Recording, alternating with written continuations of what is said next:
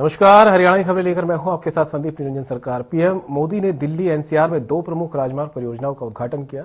ये 2 project Dwarka expressway का दिल्ली खंड और अर्बन एक्सटेंशन रोड 2 UER2 है।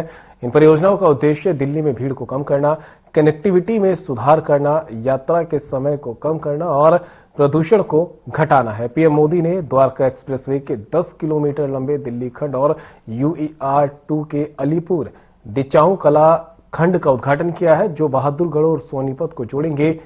ये परियोजनाओं की कुल लागत करीब 11,000 करोड़ है, जिसमें द्वारका एक्सप्रेसवे के दिल्ली खंड के लिए 5,360 करोड़ और UER2 के लिए 5,580 करोड़ का खर्च आया है। कार्यक्रम में हरियाणा के सीएम नायब सिंह सैनी भी शामिल हुए हैं और सभी प्रदेशवासियों की तरफ से पीएम मोदी का अभिनंदन किया है।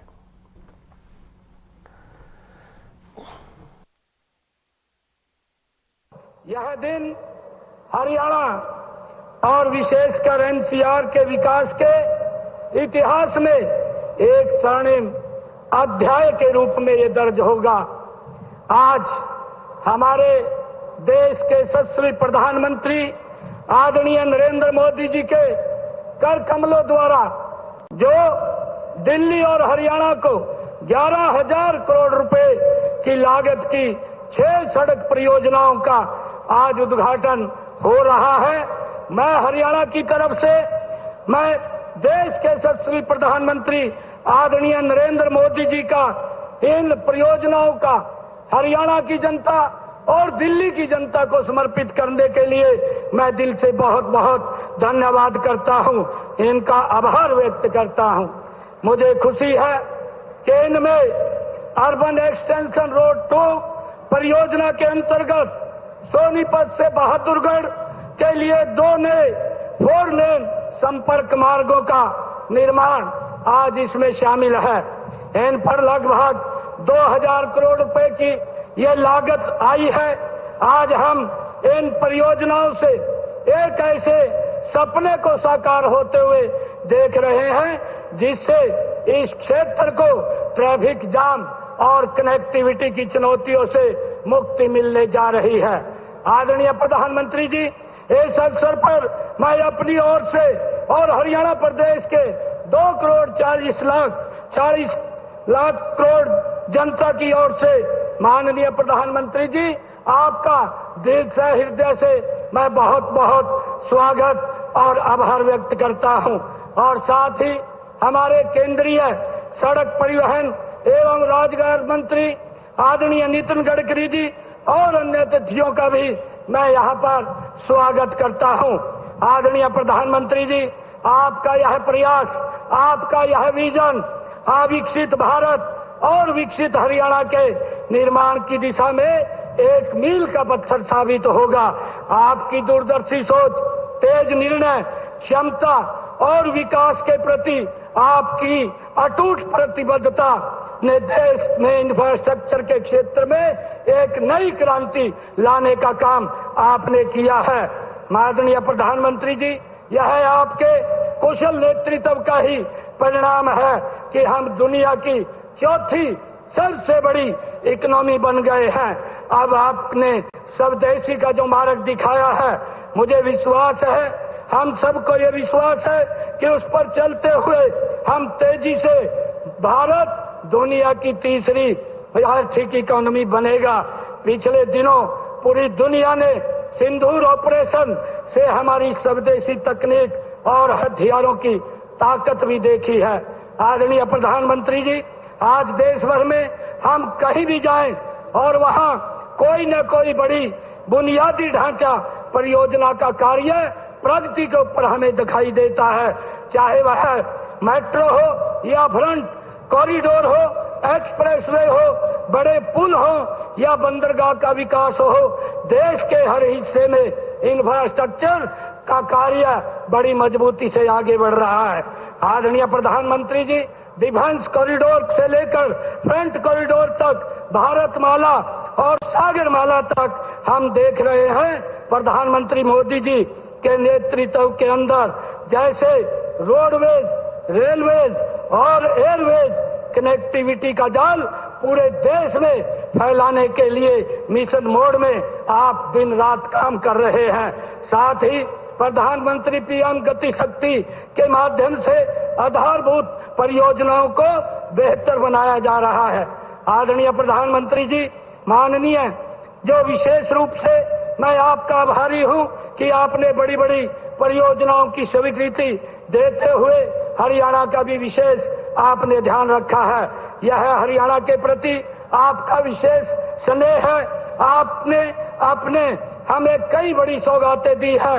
इनमें western dedicate front corridor, rail coach factory, Kundli Manesar Palwal expressway, कुंडली गाजियाबाद पलवल एक्सप्रेसवे, बल्लभगढ़ मुसेजर मुंडका बहादुरगढ़, गुरुग्राम सिकंदरपुर और फरीदाबाद पलवल मेट्रो लिंक, रोहतक में देश का पहला एलिवेटेड रेलवे ट्रैक आपने ही बनाया है। मुझे ये बड़ी खुशी है कि आपके कर कमलों भारतीय स्वतंत्रता संग्राम के महान क्रांतिकारी अमर शहीद मदन लाल ढींगरा के बलिदान दिवस पर सीएम सैनी ने ट्वीट कर उन्हें विनम्र श्रद्धांजलि अर्पित करते हुए लिखा कि शहीद मदन लाल ढींगरा ने लंदन में कर्नल कर्जन वायली की हत्या कर अंग्रेजी हुकूमत की नींव को हिला दिया था। यह घटना उस समय भारत की स्वतंत्रता की गूंज को वैश्विक पटल पर पहुंचाने वाली ऐतिहासिक घटना सिद्ध हुई थी।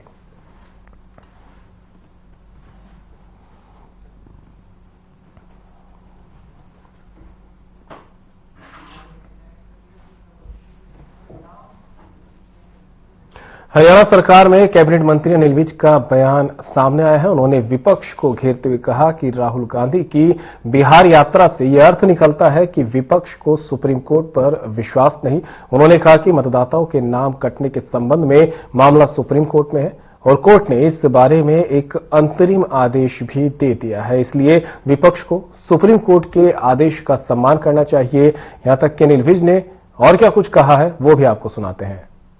आदरणीय प्रधानमंत्री नरेंद्र मोदी जी के मार्गदर्शन में और जो उन्होंने कहा है कि एक पेड़ मां के नाम, मोदी जी के एक एक शब्द और वाक्य का गहरा अर्थ होता है। मां के नाम यानी जैसा मां से स्नेह मिलता है, जैसा मां के साथ प्यार होता है, वैसा ही उन्होंने कहा है कि पेड़ों के साथ भी हमें वैसा ही स्नेह करना चाहिए। और जैसे मां जन्म देती है, पालन पोषण करती है और रक्षा करती है, उसी प्रकार से हमें भी इन पेड़ों को उगाना चाहिए, इनका पालन पोषण करना चाहिए और इनको अगर कोई डैमेज करता है, नुकसान पहुंचाता है, तो उससे रक्षा भी करनी चाहिए। तो कितना टारगेट रखा अभी अम्बाला में लगाने का? देखिए, हमने हर वार्ड में, हर गांव में आवश्यकता अनुसार जहां जहां पर जितना है हम उतने लग रहे हैं।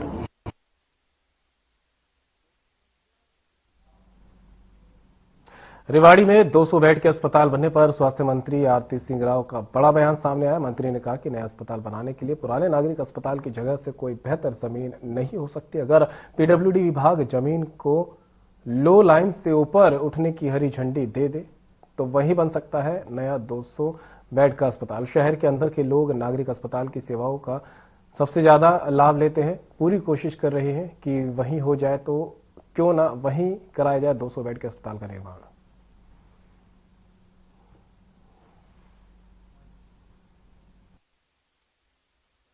धन्यवाद ही दौरे हैं। रेवाड़ी गंगाचार्य हीर ने एक तो राव साहब के लिए 80% वोट दिए थे और साथ साथ लक्ष्मण सिंह जी के लिए अपार वोट दिए थे, तो दोनों का धन्यवाद करने में आज के दिन आई हूँ। भारत सरकार और हरियाणा सरकार दोनों में इनकी बहुत बड़ी साझेदारी है, तो मैं उनका धन्यवाद करने आई हूँ आज। बस इतनी सी बात है। लोगों का प्यार है, लोगों का अपनापन है। इतने सालों से मैं सभी के बीच में काम करती आई हूँ। सब जानते हैं मुझे, सब पहचानते हैं मुझे, तो मुझे लगता है कि ये प्यार ही है जो इतनी सारी भीड़ उमड़ के आ जाती है। हमेशा कमियां तो रहती हैं, मगर हमारे को सबसे बड़ी बात आज के दिन ये है कि हमारे सिविल अस्पताल पानी से भर जाता है। यह हर साल की बात है और हम इसको एक नई जगह या उसी जगह तब्दील करना, मगर नई बिल्डिंग बनाना चाहते हैं।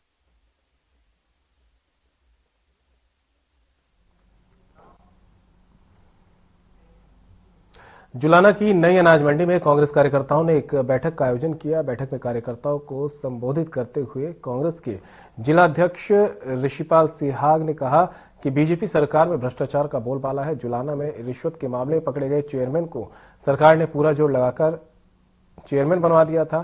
चेयरमैन ने ठेकेदार से रिश्वत की मांग की और विजिलेंस ने उन्हें काबू कर लिया। जींद जिले में बीते दिनों लगभग 18 से 20 मर्डर हुए। सरकार ने वायदे तो बहुत किए लेकिन पूरा कोई भी नहीं किया है। व्यापारियों को भय के माहौल में काम करने पर मजबूर होना पड़ रहा है।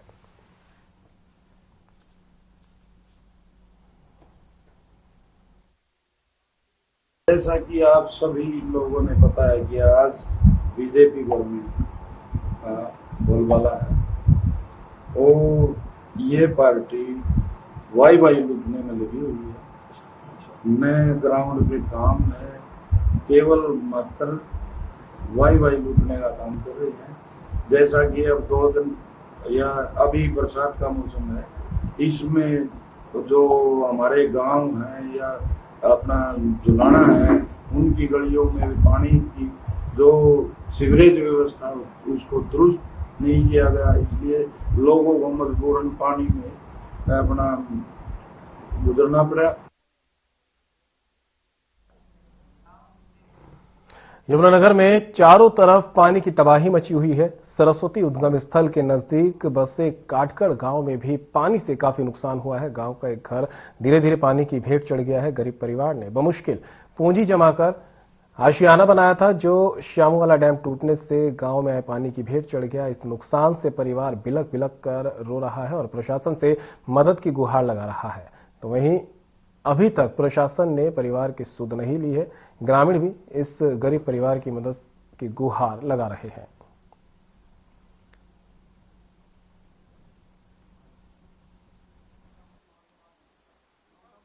पानी आया जी, खाड़ी का उनने मकान तोड़ दिए हमारे। कितना नुकसान हो गया था? बहुत है जी, 5-7 रेड बर्तनों के लग रहे थे और घर का सामान भी था जी। खाने पीने का कुछ बर्तन, पेटी सी भी थी जी, मशीन और अपने घर के बर्तन का बहुत सामान था जी। ऊपर रखा था कानूसों के ऊपर भी। यहाँ ऊपर से बरसात का पानी आया जी, काफी नुकसान हो गया जी हमारा। 2-3 लाख रुपए के बर्तन बह गए जी, पेटी बह गई जी, सिलेंडर भी बह गया जी। एक मिट्टी के बर्तन थे जी। हाँ जी, कुछ स्टील के थे जी, एक पेटी थी जी, कुछ 500 के ऊपर सामान रखा था जी, वो भी बह गया सारा कुछ। मिट्टी के बर्तन बनाने का काम? हाँ जी, जो ऊपर से बरसात का पानी आया जी, सारा कुछ बह ले गया जी। हाँ जी, हम मिट्टी के बर्तन बनाने का काम करा जी। तो हाँ जी,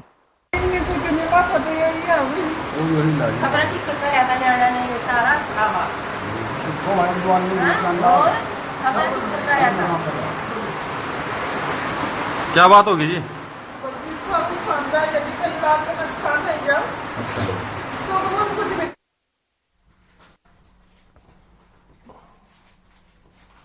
फरीदाबाद के गांव बसंतपुर में 50 घरों में यमुना का पानी घुस गया है। इन घरों में 1 फीट से ज्यादा पानी घुसा हुआ है, जिसे अब खाली कराया गया है और लोगों को सुरक्षित स्थानों पर जाने के लिए कहा जा रहा है। बता दें कि पिछले करीब 12 घंटे में 50,000 क्यूसेक पानी ओखला बैराज से छोड़ा गया। डीसी ने प्रशासनिक अधिकारियों को जलभराव के क्षेत्र में उचित व्यवस्थाएं करने के आदेश दिए हैं।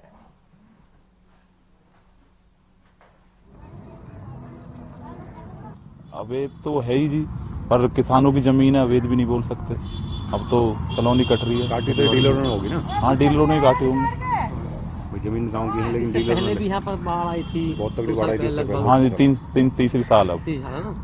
तो पहले बहुत परेशानी हुई थी लोगों को। हाँ जी, पहले बहुत ज्यादा परेशानी। साल पहले बाढ़ आ गई थी जी। तुम्हारा मकान डूब गया था क्या? नहीं, मतलब लेवल पे आ गया था, जैसे कुर्सी दे रखे है ना, उतना पे था। यहाँ पे डूब गया था। यहाँ पे डूब गया, जाम खड़े हैं अभी। हाँ जी। कितना फीट? 8 से 10 फीट पानी होगा यहाँ पे? हाँ होगा इतना। कितना? सर ये भी डूब गया था पूरा एकदम, यहाँ आ ही नहीं सकते थे। यहाँ नहीं आ सकते थे। अभी कितना फुट नुकसान होता है? क्या नुकसान होता है? सब्जी के खेत करते हैं, सब्जी के बारे करते हैं, मिर्ची, भिंडी, तोरी, कोई मुआवजा नहीं मिलता। नहीं, जो आप बोते हो वहाँ पे, हाँ। तो किसी ने बोर कह रखा है वहाँ पे? खेत दे रखा तुमको किसी ने? हाँ खेत है। किसका है? मालिक का। अच्छा। हाँ। तो कितने उस पर रेंट पे ले रखा है? 40-50 हजार रुपये किलो। 1 साल का? 1 साल का। हाँ, 5 बीघा। 5 बीघा। 5 बीघा खेत? हाँ। 50,000 रुपये। हाँ। और फिलहाल यहाँ रुकेंगे ब्रेक के लिए, कहीं मत जाइएगा, जल्द होंगे हासिल।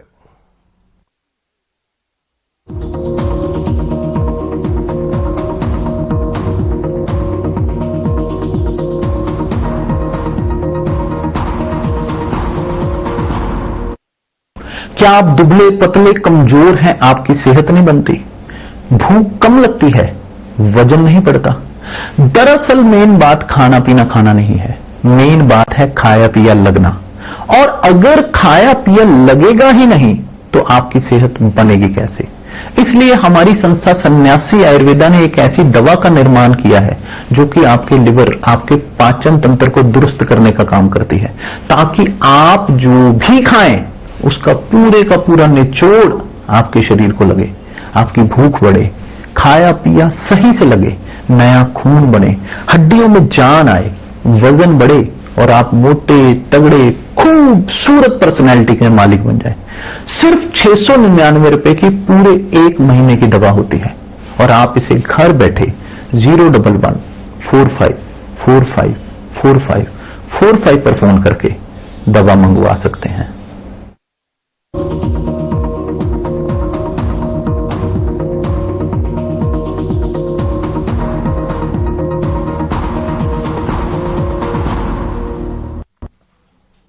ब्रेक के बाद आप सभी का स्वागत है। खबरों में आगे बढ़ते हैं। फरीदाबाद में इन दिनों बदमाशों के हौसले इस कदर बुलंद है। ताजा मामला फरीदाबाद की राजीव कॉलोनी का है, जहां 7 से 8 दबंग लोगों ने एक व्यापारी और उसके भाई की उसी की दुकान में घुसकर बुरी तरह से पिटाई कर दी, मारपीट की। पूरी घटना पास की दुकान में लगे सीसीटीवी कैमरे में भी कैद हो गई है। वहीं व्यापारी का आरोप है कि लड़ाई झगड़े के दौरान उसके काउंटर में रखे लगभग 1 लाख रुपए भी दबंगों ने निकाल लिए हैं। फिलहाल व्यापारी इस मामले में इंसाफ की गुहार लगा रहा है, क्योंकि उसको डर है कि दबंग लोग फिर से उसके साथ मारपीट या कोई अनहोनी घटना को अंजाम दे सकते हैं, क्योंकि मारपीट के दौरान ही दबंगों ने व्यापारी को जान से मारने की धमकी भी दी थी।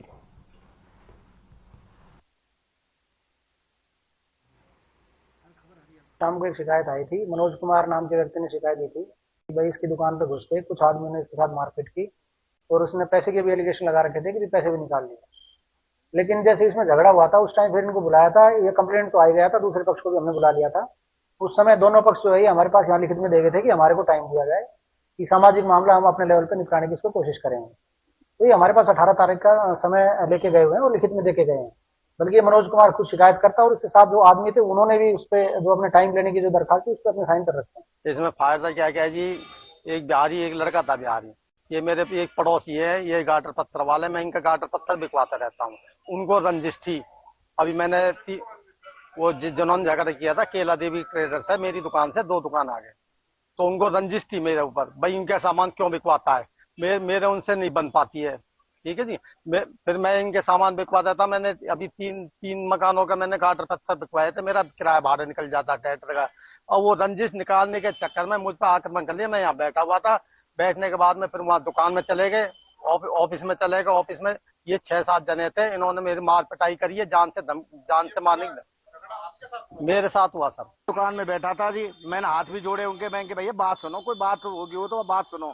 मैंने सबके हाथ जोड़े, हाथ पैर जोड़े, यहाँ खड़ा हो गया मैं हम साइलेंट थे जी। उन्होंने इसके आते ही गलेबान पकड़ लिया, मैंने कहा हाथ जोड़ के भैया तुम चुप रहो। उन्होंने मेरे भी 2-3 थप्पड़ बजा दिए जी। हाँ मैं खड़ा था, मेरी तो कोई उनसे लड़ाई भी नहीं है। मनोज की इनकी पहले ही कोई बात चल रही है जी। हमला इन्हें 1-2 तो डंडे लेकर आए, मोटरसाइकिल में सब फुटपेट पर आइए तो नहीं जी, हम झूठ बोल रहे हैं। एकदम आए मोटरसाइकिलों पे ये हमारे साथ और एकदम कूद पड़े, मेरे मारे हैं जी। 4-5 को थोड़ी है, करीब 7-8 थे, एक आध खड़ा था, मतलब 8 जने थे कुल। ये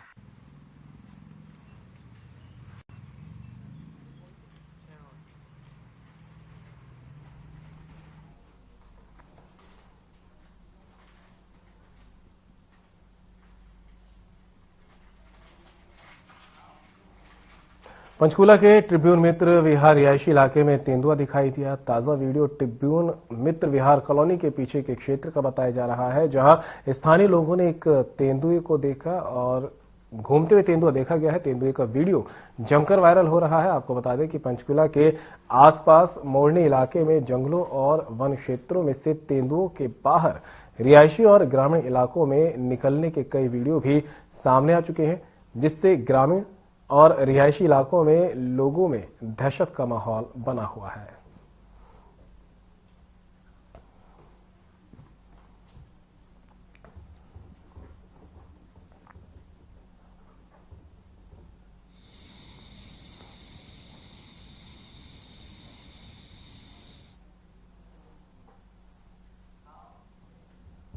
खबर गोगामेडी से है, जहां गोगामेडी मेले में 9वें दिन श्रद्धालुओं की भारी भीड़ उमड़ी। मंदिर परिसर में गोगाजी की समाधि पर थोक लगाने के लिए श्रद्धालुओं की लंबी कतारें लगी रही और चढ़ावे में भी वृद्धि हुई।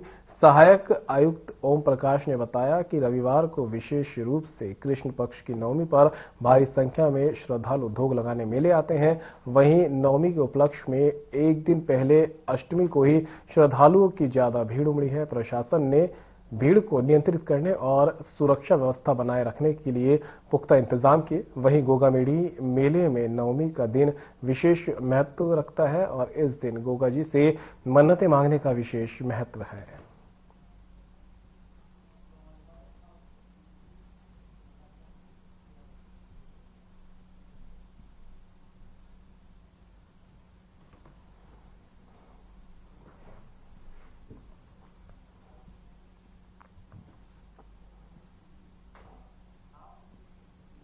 गोगामेडी मेले में भारी भीड़ को देखते हुए श्रद्धालुओं की सुरक्षा के लिए पुलिस प्रशासन ने घुड़सवार पुलिसकर्मियों की तैनाती की, जो भीड़ नियंत्रण और सुरक्षा के महत्वपूर्ण भूमिका निभाएगी। गोगामेडी थानाधिकारी लाल बहादुर चंद ने बताया कि मेला क्षेत्र में भारी भीड़ को नियंत्रित करने के लिए अष्टमी और नवमी के दिन घुड़सवार पुलिस की तैनाती की गई, जो मेले में उमड़ने वाली भारी भीड़ को नियंत्रित करने में मदद करती है तथा मेला क्षेत्र में आपराधिक गतिविधियों पर नजर भी रखेगी। विभिन्न नस्लों के घोड़ों पर सवार होकर ये पुलिस मेला क्षेत्र में गश्त करेंगी और आपातकालीन सेवाओं, यातायात प्रबंधन और पारंपरिक अनुष्ठानों में भी सहयोग करेंगे।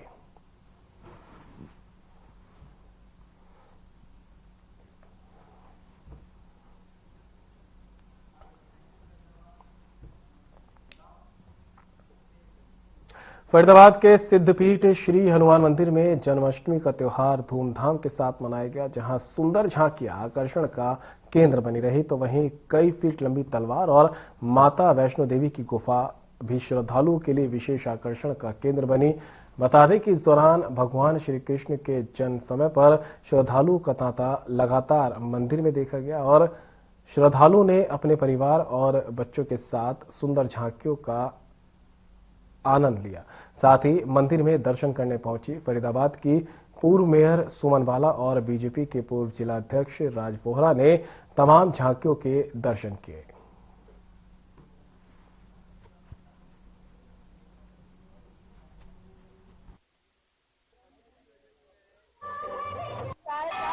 जितने भी मंदिर हैं सबके सब बहुत सुंदर सजे हुए हैं और बहुत ही अच्छा माहौल बना हुआ है। ऐसा लग रहा है जैसे भगवान जी हम सबके पास आ गए हैं। मैं अंदर आया और अंदर आते ही आपने जो है माता रानी की गोदा में आए और किस तरह से जो है आपने मंदिर का अवलोकन किया या अंदर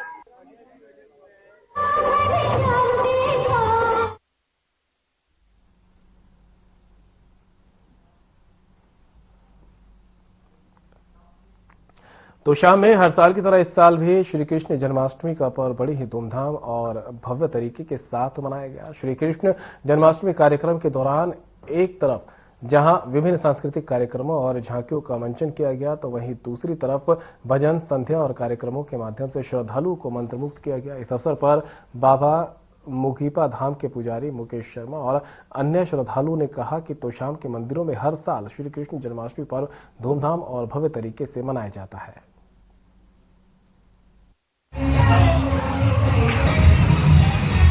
बड़ी सुंदर सुंदर पार्टियां मनाई जाती हैं। हर साल हमारा ये बहुत बड़ा सुंदर प्रोग्राम होता है और बाबा मुगीपा की दया से हर कार्य जो है बाबा मुगीपा धाम, जहाँ पे हर वर्ष बड़ी सुंदर सुंदर झांकियां सजाई जाती है। पूरा का पूरा क्षेत्र यहाँ बाबा के दर्शन करने आता है और सभी और फिलहाल इस बुलेटिन में मेरे साथ इतना ही। दीजिए इजाजत, नमस्कार।